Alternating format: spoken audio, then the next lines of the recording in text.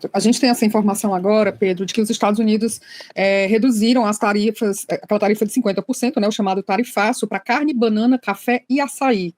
Né? Ainda não está claro exatamente quanto foi essa redução, se tirou esses 50%, como é que fica, né? Mas a informação que a gente tem é que esses itens aí tiveram sucesso na negociação. Um dos piores dias da vida de Eduardo Bolsonaro, por enquanto, né, Miola? Ele deve estar cortando os pulsos dessa hora com essa notícia, né? Ele, o Paulo Figueiredo, deve estar entrando em depressão. Imagina só iniciar o final de semana com uma notícia dessas. Não, ele hoje, a Sara colocou para a gente na reunião de pauta uma fala dele dizendo que esse encontro com o Mauro Vieira não durou nem 5 minutos, foi uma coisa rapidinha, né? Mas pelo jeito foi rápido e deu o resultado, né?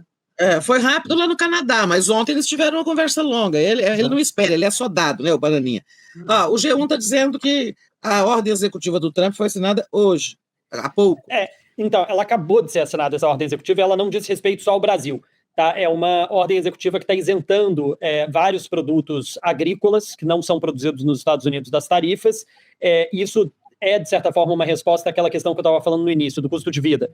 Né? O governo Trump, nessas últimas 2 semanas, desde a eleição da terça-feira da semana passada, vem tentando diversas possibilidades diferentes para adereçar a questão do custo de vida nos Estados Unidos. Uma delas é essa, de diminuir as tarifas para produtos agrícolas não produzidos aqui. O café já virou um símbolo da inflação aqui nos Estados Unidos, isso é obviamente muito positivo para o Brasil, mas também é um reconhecimento, né, de que o preço das coisas aqui nos Estados Unidos, a inflação aqui nos Estados Unidos é puxada pela guerra comercial do Donald Trump.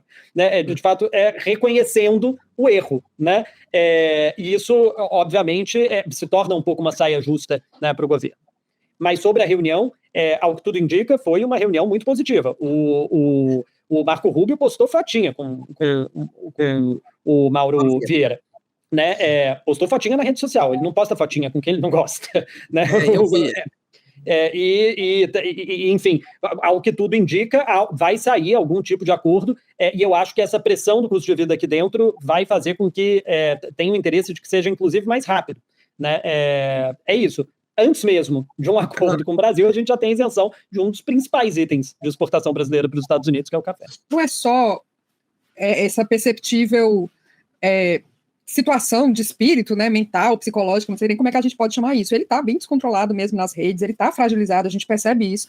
Ele está tendo que se esforçar muito, né, Miola, para criar justificativas, malabarismos para essa situação, para essa negociação que avança entre Brasil e Estados Unidos, sempre colocando aí o pai dele, tentando colocar o pai dele em evidência, e ele se tornou, quer dizer, ele vai se tornar réu, né, porque já tem maioria no STF, num caso de tentativa de coação do processo. Ele faz cotidianamente, inclusive nesse conjunto de descontrole emocional, uma série de ameaças ao Supremo Tribunal Federal, nominalmente e preferencialmente ao ministro Alexandre de Moraes, que disse que eram gravíssimas essas ameaças e essas iniciativas dele.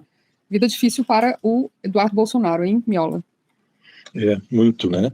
E tem, dentro desse inferno astral dele, tem uma dinâmica política que praticamente o isola, né, e paralisa um pouco esses movimentos que ele tenta fazer desde os Estados Unidos para impactar o processo eleitoral, que é um raciocínio que está sendo desenvolvido no campo da direita, de precipitar uma definição, e o que está sendo ponderado, e isso a crônica política já vem comentando, especialmente no dia de hoje, que o Bolsonaro terá de se decidir, e fazer uma decisão muito pragmática que envolve ungir o candidato, e tudo indica que será o Tarcísio de Freitas, e retirar do cenário, porque uma das condições que o Tarcísio supostamente apresentaria para ser o candidato é que, além do Bolsonaro escolher ele como seu candidato, tire o seu filho do caminho, ou seja, o Eduardo Bolsonaro deixa de ser não atravanco. Então, esse é o inferno astral da situação do Eduardo Bolsonaro. O Trump vem tomando as decisões que a gente sabia que cedo ou tarde ele tomaria, por conta do processo inflacionário interno, essa irracionalidade de manter tarifas elevadíssimas.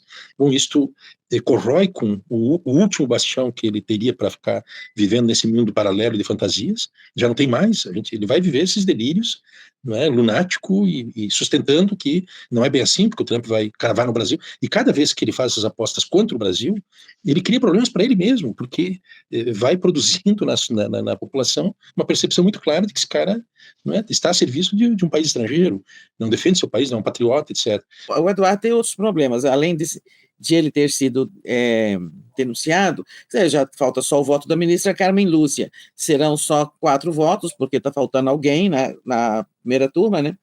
Com a aposentadoria lá e com a saída do Fux para outra turma.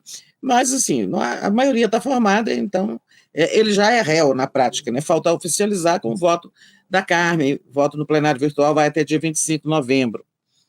E tem um detalhe, ele está perdendo lá na coisa, no jogo de pressionar o Brasil através dos seus contatos com os Estados Unidos, né?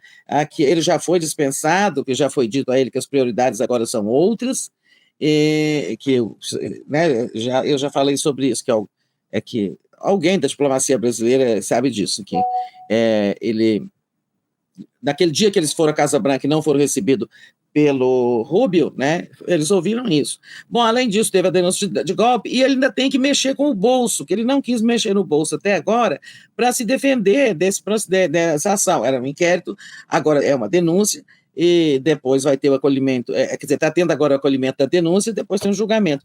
E quando houve, né, a apresentação de denúncia, ele não apresentou um advogado, né, e o ministro Alexandre de Moraes, então, indicou um advogado dativo, aquele que é dado pelo juiz, que é um advogado da Defensoria Pública, que foi lá e defendeu, fez até o papel lá de defensor de verdade e tal. Agora, resta saber, assim, agora ele é réu, vai ser julgado, vai ter aquele prazo para apresentar a defesa, depois as alegações finais e tal.